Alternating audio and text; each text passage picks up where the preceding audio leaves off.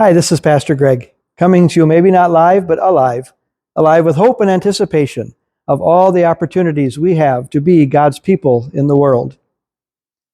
Well, here we are in February already, and in the church calendar, this month will bring us Ash Wednesday, which this year is February 18th. But before we get into Ash Wednesday and the forthcoming season of Lent after that, I want to talk just a little bit about the seasons that the church gives us, the opportunities that God gives us in these seasons.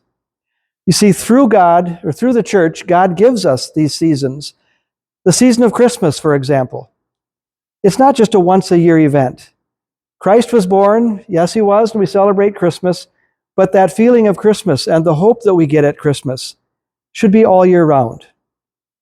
The season of Lent, where we spend some time remembering the reality of what Christ went through for our salvation, that he really did go through a trial. He really was beaten. He really was nailed to a cross. And he did all that willingly because he loves you and me, and he wants us to have salvation with him. The season of green, which is ordinary time. And what a gift and opportunity the church gives us with that we can just take some time and be the people of God without major celebrations or holidays, but God is with us then too. But soon, February 18th, we will change the liturgical colors to purple, the color of repentance and prayer, and we remember what Christ has done for us. And so please join us as we think about these days coming up. Ash Wednesday, we will have our worship service here with communion and the imposition of ashes.